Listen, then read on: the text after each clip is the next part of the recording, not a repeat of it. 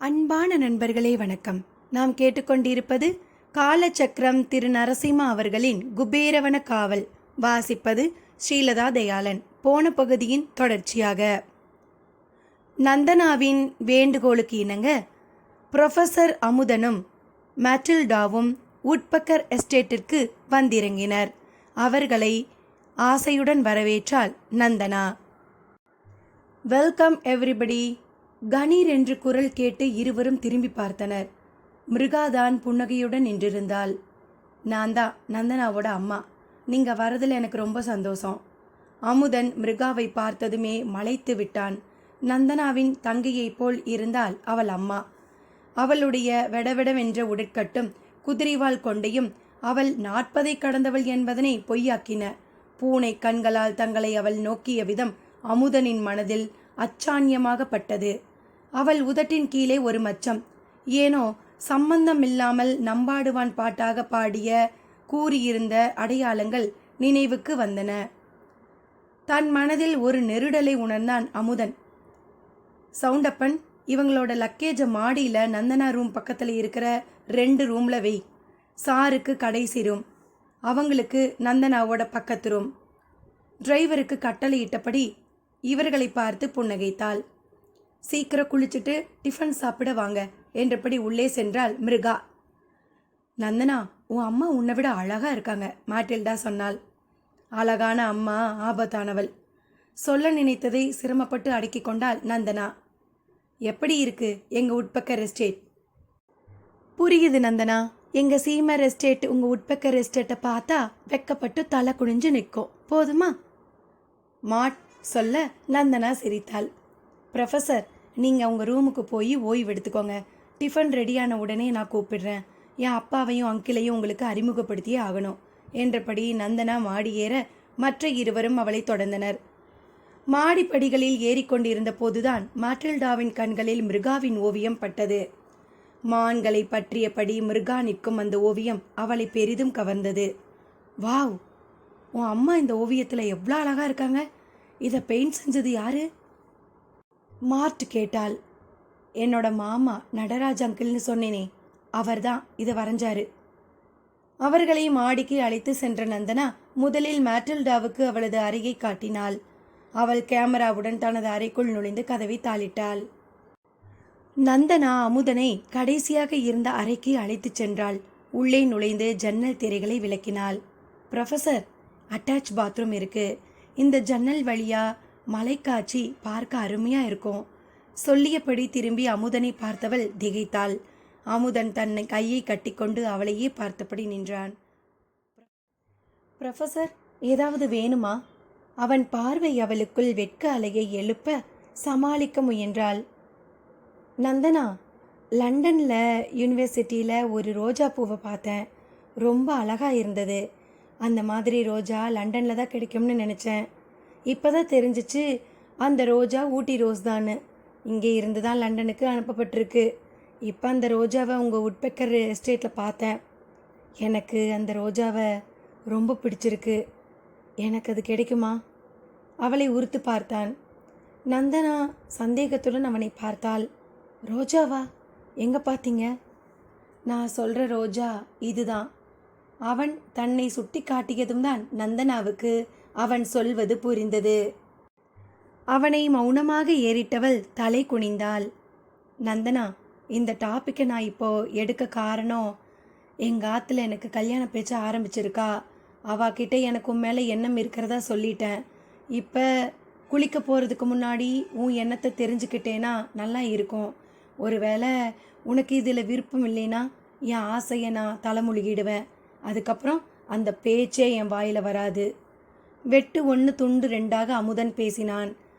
பதில் கூறாமல் அரை வாயிலை நோக்கி நடந்த நந்தனா ஒரு கையால் கதவை திறந்தவள் சடார் என்று திரும்பி பார்த்தாள்.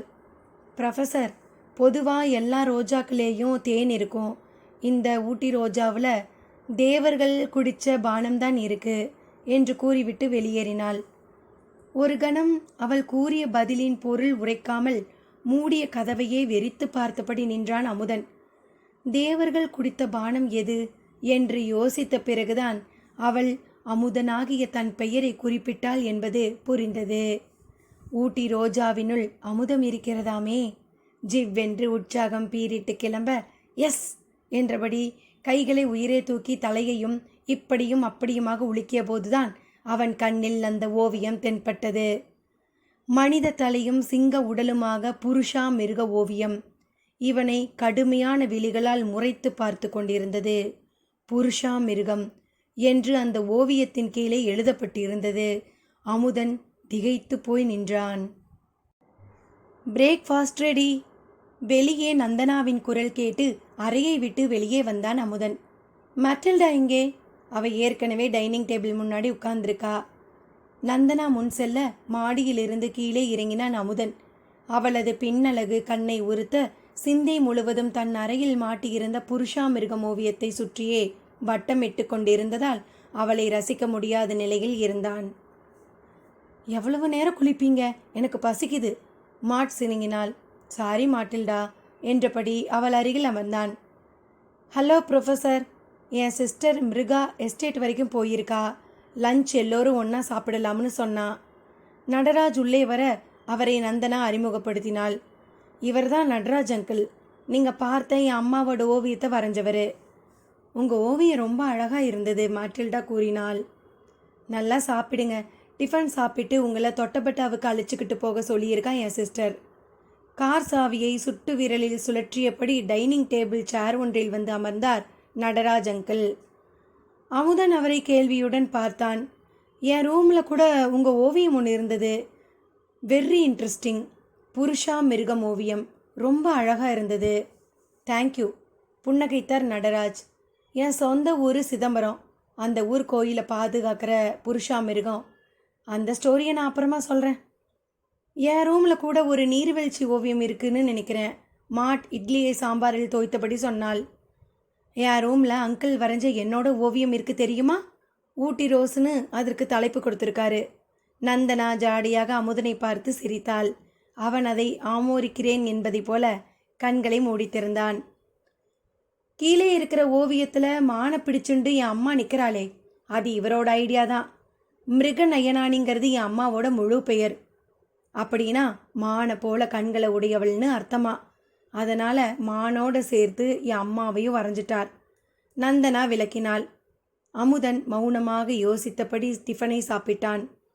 டிஃபன் ஆனதும் நால்வரும் தொட்டபெட்டாவுக்கு கிளம்பினார்கள். நடராஜ் அங்கிள் மௌனமாகவே காரை செலுத்தினார். நந்தனாவும் மாட்டில்டாவும் மட்டுமே வளவளவென்று பேசிக்கொண்டு வந்தார்கள். அமுதன் ஓரக்கண்ணால் நடராஜ் அங்கிளை கவனித்தபடி வந்தான். கம்பீரமாக காட்சியளித்தார். ஆனால் கண்கள் மட்டும் ஒருவித மிரட்சியுடன் இப்படியும் அப்படியுமாக அலைப்பாய்வதை கவனித்தான். அங்கிள், உங்கள் பெயிண்டிங் கீழே புருஷன்னு கையெழுத்து போட்டிருக்கீங்க. உங்கள் பெயர் நடராஜ் தானே? புருஷங்கிறது உங்கள் புனை பெயரா? நடராஜ் சிரித்தார். என் பெயர் புருஷோத்தமன். நான் நடராஜ் ஓவியம் நல்லா வரைவேன். அதனால் என் சிஸ்டர் மிருகா என்னை நடராஜ்னு கூப்பிடுவா.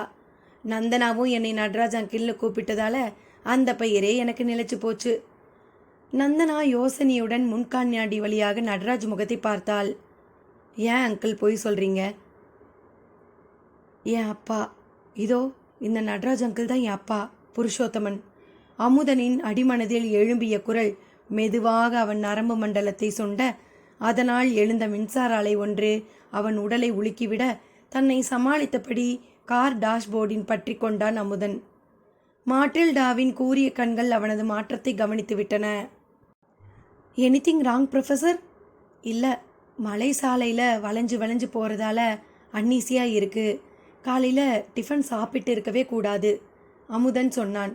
தப்பு ப்ரொஃபஸர், டிஃபன் சாப்பிடலேனா இன்னும் கஷ்டமாக இருக்கும், நட்ராஜ் சொன்னார். வேணும்னா நான் காரை ஸ்லோவாக டிரைவ் பண்ணுறேன்.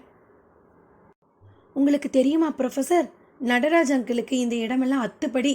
கண்ணை கட்டி விட்டால் கூட எந்த இடத்துல ஹேர்பின் வளைவு வரும்னு தெரிஞ்சுண்டு ஜாக்கிரதையாக டிரைவ் பண்ணுவார், நந்தனா பாராட்டினாள். கண்ணை திறந்து கொண்டே அதல பாதாளத்தில் விழுந்து விட்டவருக்கு கண்ணை கட்டி கொண்டு கார் ஓட்டுவது பெரிய சாதனையா என்ன? அமுதன் நினைத்தான். இவர் நிச்சயம் என் அப்பாவே தான். விடக்கூடாது. இவரை பேச வைத்து விவரங்களை வாங்கிவிட வேண்டும். அங்கிள், நான் உங்களை புருஷ் அங்கிள்னு கூப்பிடுறேன். அந்த பெயர் எனக்கு ரொம்ப பிடிச்சிருக்கு. அமுதன் அவர் முகத்தை கவனித்தான். புருஷோத்தமன் முகம் இருண்டது. வேண்டாம் ப்ரொஃபஸர், என் சிஸ்டருக்கு அது பிடிக்காது. என்னை நீங்கள் அங்கிள்னு கூப்பிட்டா போதும். நந்தனா திகைப்புடன் அமுதன் முகத்தை பார்த்தாள். மாட்டில்டாவுக்கும் ஏதோ உரைத்திருக்க வேண்டும். அமுதனின் முகத்தை கூர்ந்து கவனித்தாள். அங்கிள், நீங்கள் மிருகா ஆன்ட்டியோட சொந்த அண்ணனா? உங்களுக்கு வேறு யாராவது பிரதர்ஸ் இருக்காங்களா? அமுதன் கேட்டான். இல்லை, நாங்கள் 2 பேருமே கசின்ஸ் தான். புருஷோத்தமன் சாலையை கவனித்தபடி சொன்னான். முகத்தில் எந்த சலனமும் இல்லை. இதுதான் அண்ட புழுகு போலும், நந்தனா நினைத்தாள். ஆனால் ஒன்றும் பேசவில்லை. அமுதன், ஏன் அங்கிளை கேள்வி மேலே கேள்வி கேட்டுக்கொண்டிருக்கிறார்? அங்கிள், உங்களுக்கு கல்யாணம் ஆயிடுதா? உங்கள் மனைவி குழந்தை எல்லாம் எங்கே? விடாப்பிடியாக அமுதன் கேட்டான். நந்தனா தன் காதுகளை தீட்டிக்கொண்டாள். என்ன சொல்ல போகிறார் அங்கிள்? எனக்கு கல்யாணம் ஆச்சு, ஆனால் அவளுக்கு என்ன பிடிக்கல, கிளம்பி போயிட்டா. நடராஜ் குரலில் எந்தவித பதற்றமும் இல்லை. நல்லாவே பொய் சொல்ல கற்றுக் கொடுத்துருக்கா அந்த மிருகநயனானி, மனதுக்குள் கருவி கொண்டான் அமுதன். என்னை பற்றியே கேட்குறீங்களே, உங்களை பற்றி சொல்லுங்க. புருஷோத்தமன் ஸ்டியரிங்கோடு பேச்சை திசை திருப்பினார். என்னை பற்றி என்ன சொல்கிறது? அமுதன் சிரித்தான்.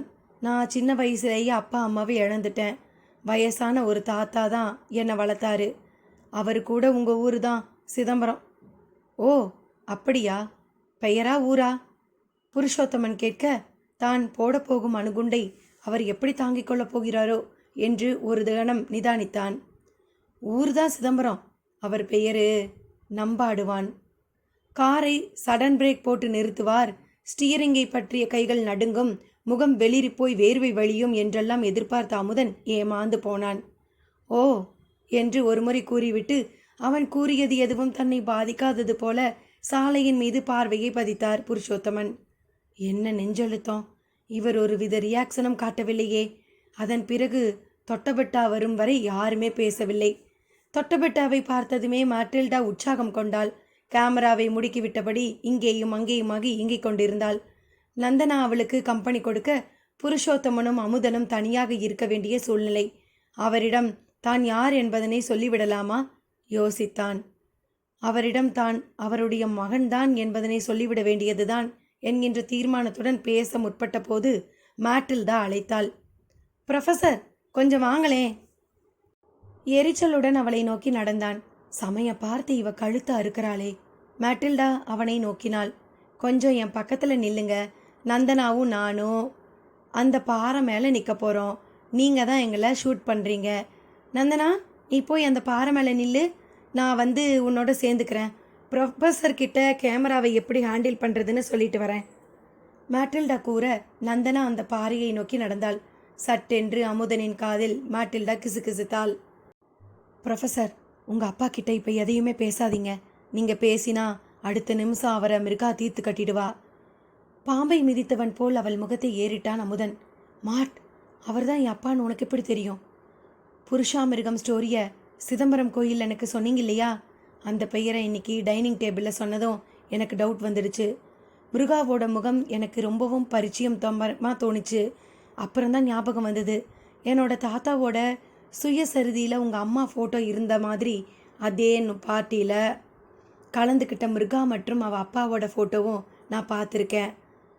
கவர்னர் ஹோப்போட கை குலுக்கிற மிருகா. இன்னைக்கு நைட் என் ரூமுக்கு வாங்க, ஃபோட்டோவை காட்டுறேன். நிச்சயமாக சொல்கிறேன், இதுதான் உங்கள் அப்பா. மிருகா தான் அந்த எச்சினி. அமுதன் மனம் துள்ளியது. பேசாமல் இப்போவே அவர் அழைச்சிட்டு சென்னைக்கு போயிடலாம் மாட். நல்ல சந்தர்ப்பம், இதை நழுவ விடக்கூடாது. Please professor, not now. இப்போ நீங்கள் தான் அவர் மகன்னு சொன்னாலும் அவர் அதை புரிஞ்சுக்கணுமே. எனக்கு என்னவோ அவர் தன்னை மறந்து இருக்காருன்னு தோணுது. மிருகாவோட வசியத்தில் இருக்கிற அவரால் எதை பற்றியும் சிந்திக்க முடியும்னு தோணலை. மாட் எச்சரித்தாள். நான் ரெடி. பாறை மீதி இருந்து நந்தனா கத்தினாள். ப்ரொஃபஸர், இப்போ ஒன்றும் கண்டுக்காதீங்க. மிருகாவை மெதுவாக தான் வளைக்க முடியும். ஒன்று மட்டும் சொல்கிறேன், நாம் ஊட்டியை விட்டு போகிறச்ச உங்கள் அப்பாவையும் நம்மோட அழைச்சிட்டு தான் போவோம், ஓகே? மாட் நம்பிக்கை அளித்தாள். எதையோ யோசித்தபடி உட்கார்ந்திருக்கும் புருஷோத்தமனை பார்த்த அமுதன் மாட்டில்டாவை நோக்கி தலையசைத்தான். மர வீட்டின் உள்ளே 1967 உட்பெக்கர் எஸ்டேட். தொட்டபெட்டாவை என்ஜாய் பண்ணீங்களா? உணவு வேலையின் போது அமுதனை கேட்டால் மிருகா. கிரேட், ஒரே வார்த்தையில் மேட்டில்டா கூற, மிருகா அவளை கண்டு கொள்ளாமல் அமுதனையே வெறித்து பார்த்தாள். அந்த கண்களுக்குள் பார்க்காதே. உள்ளுணர்வு அமுதனை எச்சரிக்க, எனக்கு பிடிச்சிருக்கு என்று அவள் கண்களை தவிர்த்தபடி சொன்னான். உடனேயே மிருகாவுக்கு தூண்டில் போட்டான். ஆன்ட்டி, நீங்களும் வந்திருந்தா புருஷ் அங்கிளுக்கு பொழுது போயிருக்கும். பாவம், அவருக்கு போர் அடிச்சுது. நீங்கள் உங்கள் ஹஸ்பண்டுக்கு கம்பெனி கொடுத்ததால வரலேன்னு நினைக்கிறேன். மிருகாவுக்கு முகம் இருண்டது. சடார் என்று புருஷோத்தமனின் முகத்தை நோக்கினாள். அவன் குனிந்த தலை நிமிராமல் சாப்பிட்டு கொண்டிருந்தான். தனக்குள் ஏற்பட்ட நடுக்கத்தை மறைக்க தண்ணீர் குடிக்க நினைத்து புருஷோத்தமன் டம்ளரை கையில் எடுத்தான். சுரீர் என்று தன் பேச்சால் அவனை தடுத்து நிறுத்தினாள் மிருகா. நட்ராஜ், இப்போ ஏன் தண்ணீர் குடிக்கிற? டம்ளரை கீழே வையி. சாப்பிட்றச்ச தண்ணீர் குடிக்கக்கூடாது. பேயை கண்டவன் போல வெளவெளுத்து டம்ளரை டொக்கென்று டைனிங் டேபிள் மீது வைத்தான் புருஷ். மிருகா மீண்டும் அமுதனை பார்த்தபோது அந்த கண்கள் தனக்கு எச்சரிக்கை விடுப்பதை அவன் உணர்ந்தான். எனக்கும் புருஷுக்கும் இடையே தனி உலகம் இருக்கிறது, அதுக்குள் நுழைய யாருக்கும் அனுமதி கிடையாது என்பது போன்ற ஒரு பார்வை. ப்ரொஃபஸர் அமுதன், உங்கள் எதிர்கால திட்டங்கள் என்ன? திரும்பி லண்டன் போகிறீங்களா, இல்லை இங்கேயே இருக்க முடிவு செய்திட்டீங்களா? மிருகா கேட்டாள். நான் ஒரு திட்டமும் செய்யலை. அமுதன் வேண்டா வெறுப்பாக பதிலளித்தான். ஆன்ட்டி, உங்களுக்கு தெரியுமா, ப்ரொஃபஸரை ரிசைன் பண்ண விடமாட்டோன்னு லண்டன் யூனிவர்சிட்டி ஸ்டூடெண்ட்ஸ் ஒரே ரகலை. அவருக்கு ஒரு பெரிய ரசிகர் மன்றமே இருக்குது. நான் பேசாமல் அவரை திருப்ப லண்டனுக்கே கடத்திக்கிட்டு போயிட போகிறேன். மேட்டில்டா வேடிக்கையாக சொன்னாள். மிருகா அவளை உஷ்ணத்துடன் பார்த்தாள். மேட்டில்டா, எனக்கு ஒருத்தரை பிடிச்சு போச்சுன்னா நான் அவங்கள விடவே மாட்டேன். என்னை மீறி உன்னால் ப்ரொஃபஸரை கடத்த முடியாது. ஐ திங்க் ப்ரொஃபஸர் அமுதனை எனக்கு ரொம்ப பிடிச்சி போச்சு. அதனால் நான் என்ன செய்ய போகிறேன் தெரியுமா? அவரை இங்கேயே மடக்கி போடலாம்னு இருக்கேன். மிருகாவின் முகம் புன்னகைத்தாலும் குரலில் ஒருவித அச்சுறுத்தல் தொனியை உணர்ந்தார்கள் மேட்டில்டாவும் அமுதனும். அமுதன் அவளுக்கு என்ன பதிலடி கொடுப்பது என்று யோசிக்கலானாள். நான் அவளுடைய எதிரி என்பதனை இப்போதே உணர்த்தலாமா, அல்லது இன்னும் கொஞ்ச காலம் தன் அடையாளத்தை மறைத்து உறவாடி கெடுக்கலாமா? கல்யாண ஆணவங்களை தானே நீங்கள் வளைத்து கட்டுவது வழக்கம். எனக்கு இன்னும் கல்யாணம் ஆகவில்லையே, என்ன உங்களால் வளைத்து விட முடியாது. மிருகாவை காயப்படுத்த எண்ணி இதை தன் பதிலாக கூறுவதற்காக அமுதன் வாயெடுக்க மேட்டில்டா பாதத்தின் மூலம் அவனை பேசாமல் இருக்கும்படி எச்சரிக்கை செய்தாள். அவனும் அமைதி காத்தான். ஆன்ட்டி, உங்கள் ஹஸ்பண்ட் எங்கே?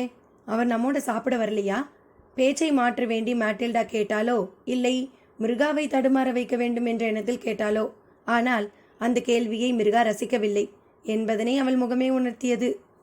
அவருக்கு உடம்பு சரியில்லை, அதனால் வேலைக்காரன் அவருக்கு சாப்பாடு எடுத்துகிட்டு போயிருக்கான் என்றவள் அமைதியாக சாப்பிட்டு கொண்டிருந்த புருஷோத்தமனை பார்த்தாள். நட்ராஜ், நம்ம விருந்தாளி என் கணவரை பற்றி கவலைப்படுறாங்க பாரு. அவருக்கு கம்பெனி இல்லைன்னு ஃபீல் பண்ணுறாங்க. நீ போய் அவருக்கு கம்பெனி கொடு என்று உத்தரவிட்டாள்.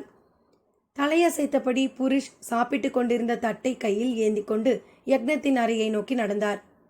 அமுதன் அவரை வேதனையுடன் பார்த்தான். நந்தனா தயக்கத்துடன் மிருகாவை பார்த்து, மம்மி, சாப்பிட்ட அப்புறமா நாங்கள் 3 பேரும் நந்தனா நெஸ்ட்டுக்கு போக போகிறோம் என்றாள். மிருகா அவளை திரும்பி பார்த்து முறைத்தாள். Nothing doing Nandana. இப்போ நான் அந்த வுட் ஹவுஸை யூஸ் பண்ணுறேன், நீங்கள் அங்கே போக முடியாது. நந்தனா மௌனம் சாதித்தாள்.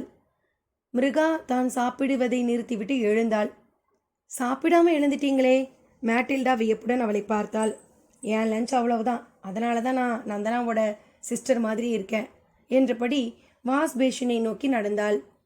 அங்கிருந்தபடி நட்ராஜ் என்று கூப்பிட சாப்பிட்டு கொண்டிருந்த நட்ராஜ் பதைப்புடன் ஓடி வந்தார். வாஷ் பேஷன் குழாயை திறந்து விடு, நான் கையை வாஷ் பண்ணணும். மிருகா கொஞ்சலாக கூற புருஷோத்தமன் குழாயை திருகினார். நிதானமாக தன் கையை கழுவிய மிருகா இடுப்பில் இருந்த கைக்குட்டையால் வாயை நாசுக்காக துடைத்தபடி அகல புருஷோத்தமன் குழாயை மூடினார்.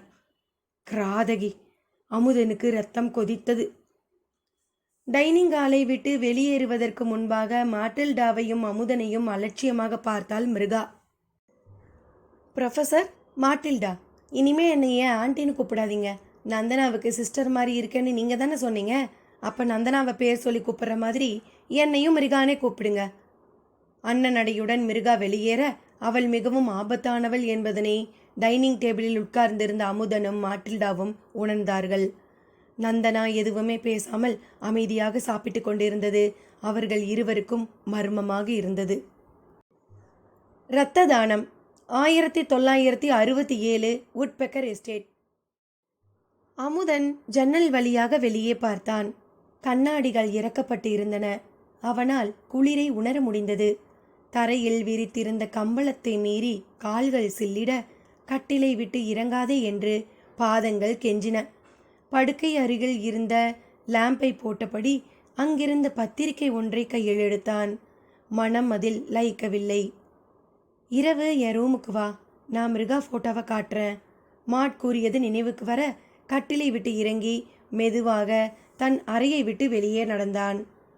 மேட்டில்டாவின் அறை கதவை தட்ட முயல கதவு தானாகவே திறந்து கொண்டது. உள்ளே மேட்டில்டா இல்லை. எங்கே போனாள்? ஒருவேளை நந்தனாவின் அறைக்கு போயிருப்பாளோ? நந்தனாவின் அறை கதவை தட்ட பார்த்தான். கதவு உள்புறமாக தாளிடப்பட்டு இருந்தது. ஒருவேளை இருவரும் தூங்கிக் கொண்டிருக்கிறார்களா? யோசனையுடன் திரும்பி தனது அறைக்கு செல்ல எத்தனித்தான். அவர்களது 3 அறைகளும் இருந்த வராந்தா பால்கனி ஒன்றில் முடிவடைவதைக் கண்டதும் பால்கனியை நோக்கி நடந்தான். பால்கனியில் நின்றபடி இருளில் மறைந்து கிடந்த மலைமுகடுகளை அடையாளம் காண முயன்றான்.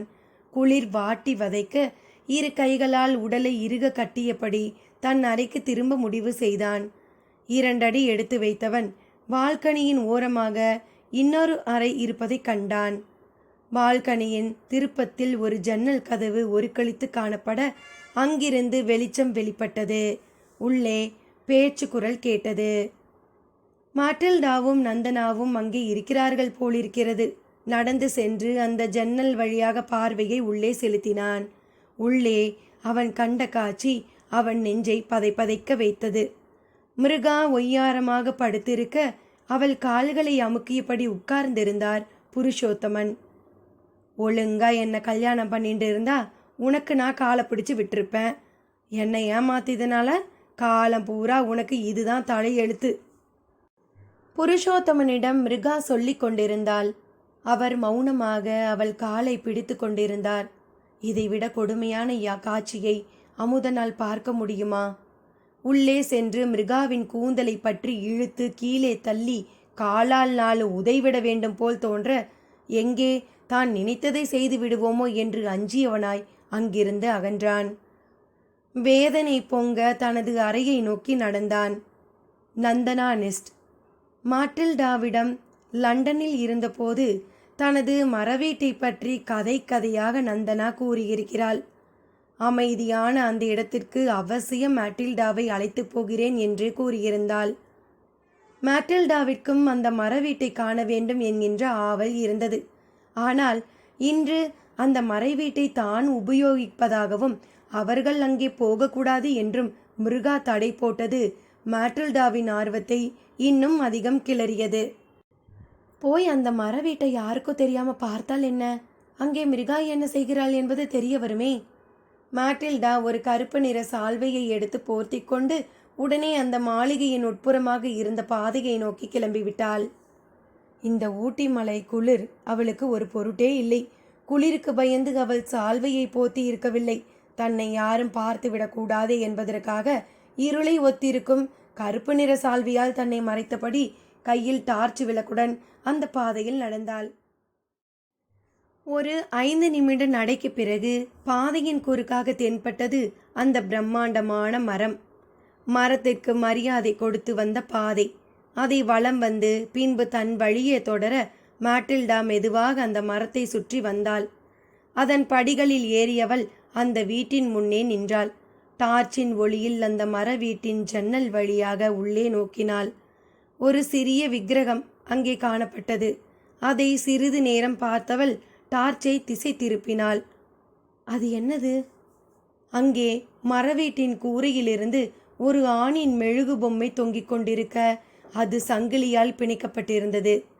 பேண்ட் சட்டை அணிவிக்கப்பட்டு இருந்த அந்த மெழுகு பொம்மையின் நெற்றியிலே ஒரு சிறு கருஞ்சாந்து பொட்டு வைக்கப்பட்டிருந்தது. மேட்டில்டா வியப்புடன் அதை பார்த்து கொண்டிருந்தாள். டார்ச் ஒளியை இப்படியும் அப்படியுமாக திருப்பி அந்த மரவீட்டின் உள்ளே இருப்பதை கவனித்து கொண்டிருந்த போதுதான் அந்த சலசலப்பை அவள் செவிகள் கேட்டன. அந்த மரவீட்டை நோக்கி யாரோ வந்து கொண்டிருந்தார்கள். வந்தவனின் காலடி சத்தம் மிக அருகாமையில் கேட்க உசாரானாள் மேட்டில்டா. மீண்டும் படி வழியாக கீழே இறங்கினால் நிச்சயம் அந்த உருவம் தன்னை பார்த்துவிடும் என்பதனை உணர்ந்தாள். கடகடவென்று மரவீட்டின் ஜன்னல் அருகே துவங்கிய கிளை ஒன்றை பற்றி அவள் அதன் மீது ஏறி மரத்தின் மற்றொரு பகுதியை நோக்கி ஊர்ந்தாள். யாரோ மரவீட்டின் படிகளில் ஏற ஆரம்பித்திருந்தனர். காலடி சத்தம் இன்னும் நெருக்கமாக கேட்டது. சட்டென்று டார்ச் விளக்கை அணைத்த மேட்டில்டா அடர்ந்த இலைப்பகுதியின் பின்னே மறைந்து கொண்டபடி படிகளில் ஏறி வரும் உருவத்தை கவனித்தாள். அவள் இதயம் திக் திக்கென்று அடித்து கொண்டது. நல்ல வேளை, அந்த உருவமே ஒரு சிறு லாந்தர் விளக்கை பிடித்தபடி ஏறி வந்தது. அதன் ஒளி வந்தவனை அடையாளம் காட்டியது. டிரைவர் சவுண்டப்பன்தான் அந்த மரவீட்டின் படிகளில் ஏறிக்கொண்டிருந்தான். வழக்கமான அவனது டிரைவர் யூனிஃபார்மில் காணப்படவில்லை. ஏதோ மந்திரவாதி போல நெற்றி எங்கும் கரும் சாந்து பொட்டுடன் கருப்பு வேட்டியில் சட்டை இல்லாமல் காட்சியளித்தான். அந்த நிலையில் அவனை காண மாட்டில்டாவுக்கு பயமாக இருந்தது. மூச்சை அடக்கிக் கொண்டு அவனையே கவனித்தாள். சவுண்டப்பன் தன் கைகளில் இருந்த சாவியால் நந்தனா நெஸ்டை திறந்து கொண்டு உள்ளே போனான். மாட்டில்டா அமைதியாக காத்திருந்தாள். சிறிது நேரத்தில் கனகனவென்று மணியோசை கேட்டது. மாட்டில்டா அங்கிருந்து கிளம்பி போவது உசிதம் என்று நினைத்தாள். ஒருவேளை மிருகா வந்துவிட்டால் என்ன செய்வது? மீண்டும் மரவீட்டில் இறங்கி படிகள் வழியாக இறங்கி போவது பாதுகாப்பில்லை என்று உள்மனது எச்சரித்தது. என்ன செய்யலாம்? டார்ச் ஒளியை கீழே பாய்ச்சினாள். மரத்தின் அந்த பக்கமாக ஒரு மணல் மேடு தென்பட்டது. அதில் குதித்து வந்த வழியாக போய்விட நினைத்தாள். மெதுவாக அந்த கிளையில் தொடர்ந்து ஊர்ந்து சென்று அந்த மணல் மேட்டில் குதித்தாள். அவள் குதிப்பதற்கும் சவுண்டப்பன் வெளியே வருவதற்கும் சரியாக இருந்தது. மூச்சை பிடித்து கொண்டு அவள் மண்ணில் குதித்தபோது மாட்டில்டாவின் கையில் இருந்து டார்ச் நழுவி மரவீட்டின் பின்புற செவுரில் மோதி பட் என்ற சத்தத்துடன் விழுந்தது. மாட்டில்டா பயத்துடன் ஓடி சென்று டார்ச்சை கையில் எடுத்தாள். விளக்கு உடைந்து போயிருந்தது. யாரது? சவுண்டப்பனின் குரல் உக்கிரமாக கேட்டது. மாட்டில்டா மணல் மேட்டின் பின்புறமாக உருண்டவள் அப்படியே கிடந்தாள். சவுண்டப்பன் மரவீட்டின் வெளியே வந்து லாந்தர் விளக்கின் ஒளியில் சுற்றி பார்த்தவன் ஒரு அசைவுமில்லை. மீண்டும் வீட்டிற்குள் நுழைந்தான். சற்று நேரங்கழித்து மணியோசை கேட்கத் தொடங்கியதும் தான் பதுங்கியிருந்த இடத்தை விட்டு விலகி வீட்டை நோக்கி விரைவாக நடந்தாள். தனது அறைக்குள் செல்வதற்கு முன் அமுதனின் அறையை நோட்டம் விட்டாள். அறை திறந்திருந்தது. கட்டிலில் அவன் காணப்படவில்லை. நேராக சென்று அவன் கட்டிலில் அமர்ந்தவள் அவனுக்காக காத்திருந்தாள். பால்கனியிலிருந்து தன் அறைக்கு திரும்பிய அமுதன் மாட்டில்டா தனக்காக காத்திருப்பதைக் கண்டு வியர்ந்தான். எங்கே போயிருந்த மாட்? நான் ஊரூம்ல பார்த்தேன், நீ இல்லையே. உஷ், மெதுவாக பேசுங்க. சும்மா ஒரு வாக்கிங் போயிருந்தேன். நந்தனா நெஸ்ட்டுக்கு போயிருந்தேன். அங்கே ஒரு விசித்திரமான காட்சியை பார்த்தேன். என்ன காட்சி? நந்தனா நெஸ்ட்டில் தான் மிருகா பிளாக் மேஜிக் பூஜை செய்கிறா. அமுதன் தலையாட்டினான். அதனால தான் நம்மளை அங்கே போகக்கூடாதுன்னு தடுத்தாளா? நான் வேற ஒரு காட்சியை பார்த்தேன். பால்கனி ரூமில் அவள் காலை என் அப்பா பிடிச்சு விடுற அற்புதமான காட்சியை பார்த்தேன். கோபத்துடனும் சோகத்துடனும் சொன்னான். நான் சொன்னது கரெக்டா? அவள் தான் நீங்கள் சொல்கிற யச்சினி. என் தாத்தா சுயசரிதியில் அவளோட ஃபோட்டோ இருக்குது. நான் எடுத்து வந்து காட்டுறேன். நான் சொன்னது சரிதான். மாட்டில்டா பரபரப்புடன் எழுந்து தன் அறைக்கு சென்றாள். சற்று நேரம் கழித்து வந்தாள் மாட். அவள் முகத்தில் கலவரத்துடன் காணப்பட்டது. What's wrong Matilda? அவளது குழம்பிய முகத்தை கண்டதுமே ஏதோ நடக்கக்கூடாதது நடந்து விட்டிருப்பதை யூகித்தான் அமுதன். அந்த புக்கில் முருகா படங்கள் இருந்த பக்கங்கள் கிழிக்கப்பட்டிருக்கு ப்ரொஃபஸர். மாட்டில்டா புத்தகத்தை நீட்ட அமுதன் திடுக்கிட்டு அதை வாங்கி பார்த்தான். சில பக்கங்கள் கிழிக்கப்பட்டிருந்ததற்கான அடையாளமாக புக் தளர்ந்திருந்தது. இவன் அம்மாவின் புகைப்படம் மீது சிவப்பு மையால் தீட்டப்பட்டிருந்தது. அமுதனுக்கு முதுகு தண்டு சில்லிட்டது. Be careful மேட்டில்டா. மெதுவாக கிசுகிசுக்க தலையாட்டினாள் மேட்டில்டா. ரூம் கதவை உள்பக்கமாக தாளிட்டுக்கோ.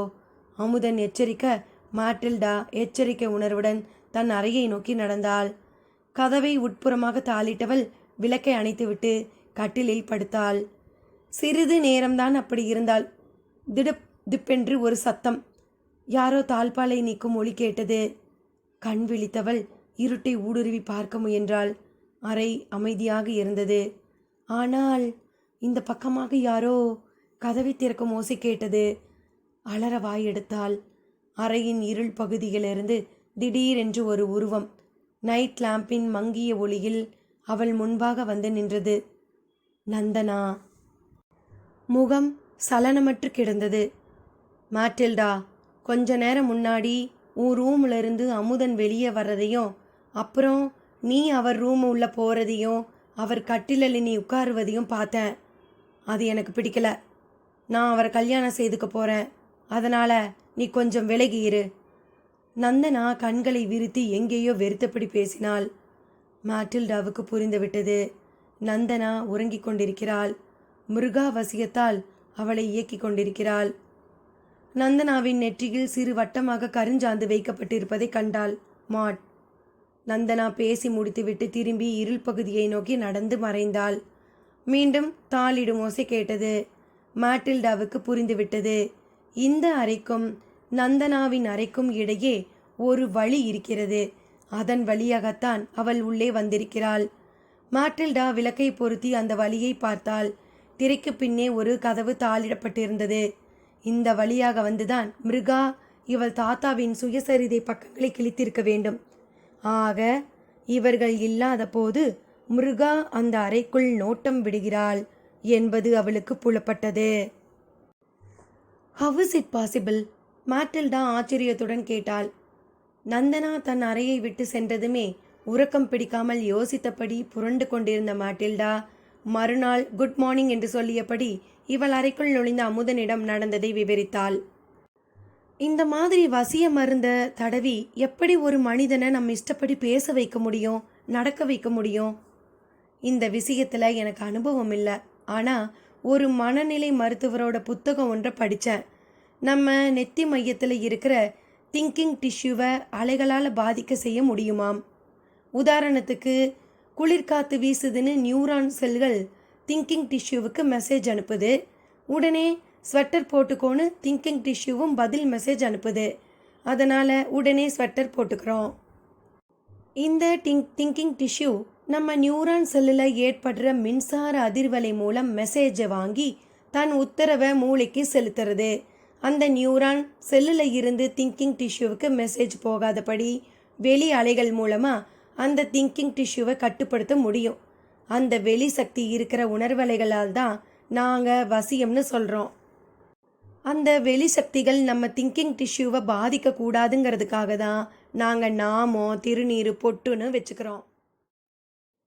இந்த வசிய மைய நெத்தியில் வச்சா வசியம் செய்கிறவங்களோட எண்ண அலைகள் மை வச்சுக்கிட்டு இருக்கிறவங்களோட எண்ணங்களை தாக்கி தங்கள் இஷ்டப்படி அவங்கள ஆட்டி படைக்க முடியும். மை காட், 20வது நூற்றாண்டில் கூடவா இப்படி? மேட்டில்டா அசந்து போனாள். அமுதன் சிரித்தான். நீங்கள் பிளாக் மேஜிக்கை சயின்ஸ் கண்ணோட்டத்தில் பார்க்குறீங்க. நாங்கள் சயின்ஸையே பிளாக் மேஜிக்காக மாற்றி காட்டுறோம், அவ்வளவுதான். ப்ரொஃபஸர், நீங்களும் மிருகாவோட குடும்பத்தில் ஐக்கியமாக போகிறீங்களாமே. நந்தனாவின் கணவனாக வாழ்த்துக்கள். மேட்டில்டா அவன் கையை பற்றி குலுக்கினாள். புருஷோத்தமன் யக்னமூர்த்தின்னு 2 பொம்மைகளை வச்சுட்டு விளையாடுறது போதாதுன்னு என்னையும் இன்னொரு பொம்மையாக வச்சுக்க பார்க்குறா போல இருக்கு. அது நடக்காது. அமுதனின் குரல் தீவிரத்துடன் ஒலித்தது. அப்படின்னா நீங்கள் நந்தனாவை லைக் பண்ணலையா? ஆச்சரியத்துடன் கேட்டாள் மேட்டில்டா. ஐ லவ் ஹர் மாட். அதுக்கு விலையா என்னையே நான் இழக்கணுங்கிறது ஒரு நிலை வரும்னா எனக்கு அந்த லவ் வேண்டாம். என்னோட ஒரிஜினாலிட்டி பாதிக்காத வகையில் தான் என் கல்யாணம் நடக்கும். எனக்கு தோணுது ப்ரொஃபஸர், முருகா உங்கள் மேலேயும் என்ன கண்ணை வச்சுட்டா. ஜாக்கிரதை, மேட்டில்டா கவலையுடன் சொன்னாள்.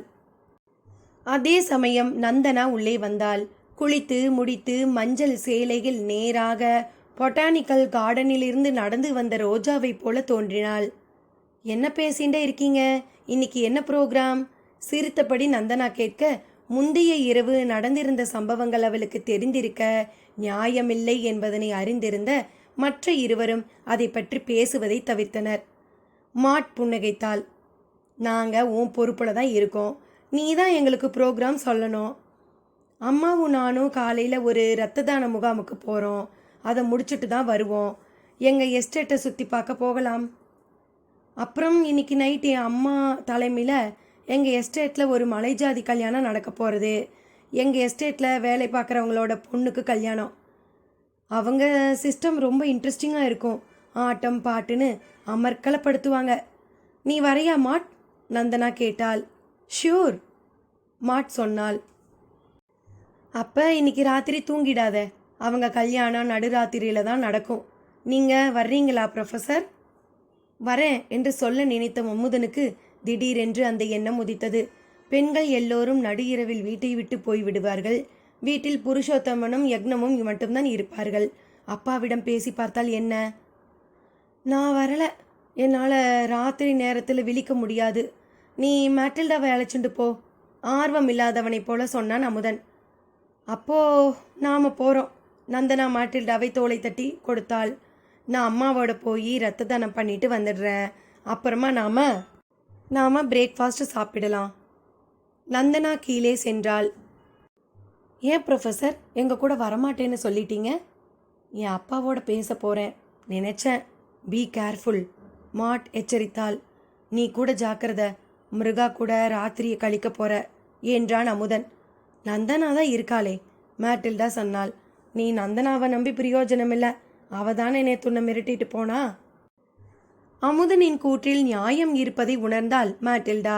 அன்றிரவு மிருகாவுடன் நந்தனாவும் மாட்டில்டாவும் மலை ஜாதியினரின் கல்யாணத்துக்கு புறப்பட்டனர். மாட் கேமராவை எடுத்துக்கொண்ட போது மிருகா தடுத்தாள். மேட்டில்டா, கேமரா வேண்டாம். அவங்க தங்களை புகைப்படம் எடுக்கிறத விரும்ப மாட்டாங்க. கண்டிப்புடன் மிருகா சொல்ல வேறு வழியின்றி கேமராவை அமுதனிடம் கொடுத்துவிட்டு சென்றாள். அவர்கள் கிளம்பியதும் புருஷோத்தமன் அறையை நோக்கி நடந்தான் அமுதன். புருஷோத்தமன் நாட்காலியில் உட்கார்ந்தபடி ஏதோ ஃபைலை பார்த்து கொண்டிருந்தார். அமுதன் உள்ளே வந்ததை அவர் கவனிக்கவில்லை. அங்கிள், இயந்திரகதியில் அமுதனை நிமிர்ந்து பார்த்தார் புருஷோத்தமன். நான் உங்ககிட்ட பேசணுமே. தூங்கலையா? தூக்கம் வரல, அதுதான் உங்களை தேடிண்டு வந்தேன், அமுதன் சொன்னான். பேசுங்களேன். ஃபைலை மூடியபடி அவனை ஏறிட்டு பார்த்தார். அங்கிள், உங்கள் குடும்பத்தை பற்றி உங்களுக்கு ஒன்றுமே ஞாபகத்துக்கு வரலையா? இல்லை, தலையசைத்தார் புருஷோத்தமன். உங்கள் கொள்ளு தாத்தா ஸ்ரீவத்சாங்கம் கிட்ட நம்பாடுவான் உங்களுக்கு ஆபத்து இருக்குன்னு சொன்னது, நீங்கள் பிரசிடென்சி காலேஜில் பறித்தது, ஜோத்சனாவை கல்யாணம் பண்ணிட்டது, உங்களுக்கு ஆண் குழந்தை பிறந்தது, எதுவுமே உங்களுக்கு நினைவில் இல்லையா? எனக்கு எதுவுமே தெரியாது. கிணற்றுக்குள்ளிருந்து ஒலிப்பது போல் அவர் குரல் ஒலித்தது. இப்பவாவது தெரிஞ்சுக்கோங்க. அமுதன் தன்னை மறந்து பேசினான். உங்கள் மனைவி ஜோத்சனா சென்னையில் தான் இருக்கா. நான் தான் உங்களுக்கு பிறந்த பிள்ளை ஆறாவ் அமுதன். வரதன் மாமா ஆற்றுல தான் அம்மா இருக்கா. ஜோத்சனா வெள்ளைக்காரனோட ஓடி போயிட்டா. புருஷோத்தமன் குரலில் பதற்றம் நிலவியது. அப்படின்னு சொல்லி உங்களை வசியம் பண்ணி வச்சிருக்கா மிருகா. உண்மையில் நீங்கள் நினைக்கிற மாதிரி எதுவுமே நடக்கல. சீமருங்கிற வெள்ளைக்காரரை பாம்பு கடிச்சு உயிருக்கு போராடிண்டு இருந்தார். அவரை காப்பாற்ற தான் அம்மாவை சிப்பா இங்கே அழைச்சிட்டு போனா. உங்களை தன் வசப்படுத்துறதுக்காக மிருகா போய் சொல்லியிருக்கா. அவனை வெறித்து பார்த்த புருஷோத்தமன் சடார் என்று எழுந்து அறையை விட்டு வெளியேறினார். தப்பு பண்ணிட்டீங்க அமுதன். அருகில் ஒலித்த குரலை கேட்டு திடுக்கிட்டு திரும்பி பார்த்தான் அமுதன். யக்னமூர்த்தி தன் சால்வையை இழுத்து போர்த்தியபடி நின்றிருந்தார். புருஷோத்தமன் இப்போ எதையும் புரிஞ்சுக்கிற நிலையில் இல்லை. இப்போ அவன் முழுக்க மிருகாவோட கட்டுப்பாட்டில் தான் இருக்கான். நீங்கள் பேசினதையெல்லாம் அச்சரம் பிசகாமல் நேராக மிருகா கிட்ட போய் ஒப்பிக்க போகிறான். உண்மையை தெரிஞ்சுண்ட அடுத்த நிமிஷம் உங்களுக்கு ஆபத்து காத்துருக்கு. கவலையுடன் அமுதனை பார்த்தார் யக்னம். அங்கிள், என் அப்பாவோட நிலைமையை பார்க்க சகிக்கலை. அதுதான் அவசரப்பட்டுட்டேன். வேதனையில் அவன் முகம் சூம்பியது. அமுதன், தயவு செய்து நான் சொல்கிறத கேளுங்க. இனியும் நீங்கள் இந்த வீட்டில் இருக்க வேண்டாம். உங்களை மிருகா கொலை செஞ்சா கூட பரவாயில்லைன்னு சொல்லலாம். ஆனால் நந்தனா உங்களை ஆசைப்படுறதால உங்களையும் வசியப்படுத்தி எங்களை மாதிரி நடைப்பிணமாக ஆக்கிடுவா. அந்த நிலையை விட சாகிறதே மேலு. ப்ளீஸ் உடனே இங்கிருந்து கிளம்பி போங்க, இல்லைனா அப்பாவும் பிள்ளையும் காலம் பூரா அவளுக்கு அடிமையாக கிடப்பீங்க, யக்னம் எச்சரித்தார். அது நடக்காது அங்கிள். உங்கள் மனைவியோட பாச்சா என்கிட்ட பலிக்காது. என் அப்பா இல்லாமல் நான் இந்த வீட்டை விட்டு கிளம்ப போகிறதில்ல. ரொம்ப கஷ்டமான காரியம் அமுதன். புருஷோத்தமன் அவளுக்கு தன்மான பிரச்சனை. அவளை இழக்கிறதை விட தன் உயிரை கூட இழப்பா. ஆனால் புருஷோத்தமனை இழக்க மாட்டான். மிருகா உயிரை பற்றி எனக்கு கவலை இல்லை. எனக்கு தேவை என் அப்பா தான். நான் சொல்கிறத நீங்கள் புரிஞ்சுக்கலாம் அமுதன். நான் உயிர்னு சொல்கிறச்ச அதில் 2 உயிர் அடங்கி இருக்கு. புருஷோத்தமனை இழக்கிறத விட தன் உயிரை விட சித்தமாக இருப்பா.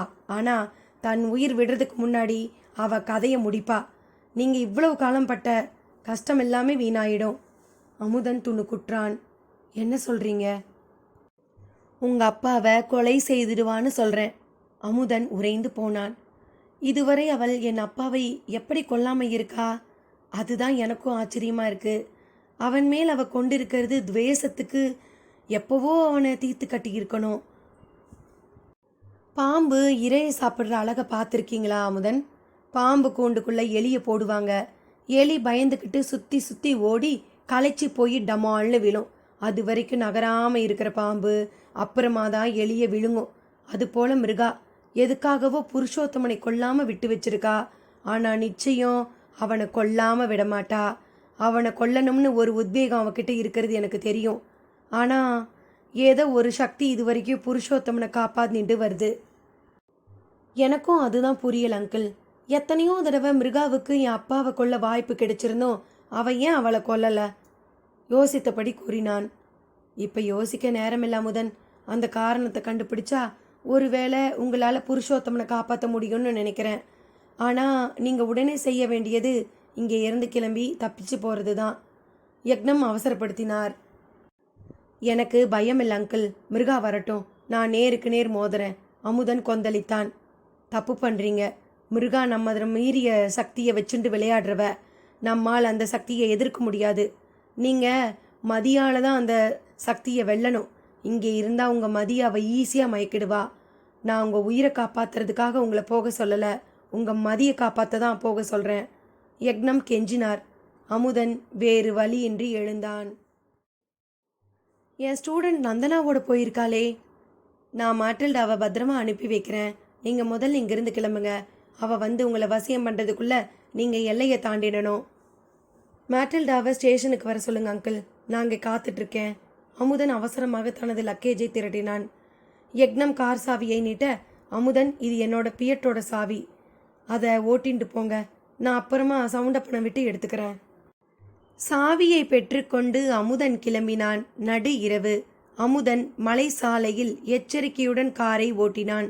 சை, போயும் போயும் ஒரு பொண்ணுக்கு பயந்து கிளம்புறோமே. அப்பாவின் நிலைமை அறியாமல் அவரிடம் பேசி இருக்கக்கூடாது தான். இப்போ நான் யார் என்பது மிருகாவுக்கு தெரிந்துவிடும். ஒருவேளை அப்பாவுடன் வேறு எங்கேயாவது கண்காணாமல் சென்று விட்டால் என்ன செய்வது? அவசரப்பட்டு விட்டோம். தன்னையே நொந்தபடி காரை ஓட்டினான். சற்று தொலைவில் சாலையில் குறுக்காக ஒரு பெண் நடந்து கொண்டிருந்தாள். 4-5 முறை ஹாரனை அழுத்தியும் அவள் தன் வழியை விடாமல் போய்க் கொண்டிருந்தாள். திரும்பி பார்க்கவும் இல்லை, இவனுக்கு வழி கொடுக்கவும் இல்லை. எரிச்சலுடன் அந்த பெண்ணை இடிப்பது போல் சென்று காரை நிறுத்தினான். அவளை நோக்கி ஆத்திரத்துடன் கத்த நினைத்தவன் அதிர்ந்து போனான். மேட்டில்டா தான் பிரம்மை பிடித்தவளாக அந்த சாலையில் நடந்து கொண்டிருந்தாள்.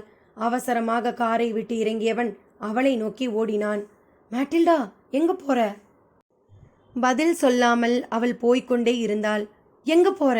அவள் தோள்களை பிடித்து அமுதன் உலுக்கினான். அதோ அந்த மலை உச்சிக்கு. எதுக்கு? அங்கே இருந்து கீழே குதிச்சா ஆனந்தமா இருக்குன்னு மிருகா சொன்னான். அதுதான் ஆனந்தத்தை தேடி போறேன்.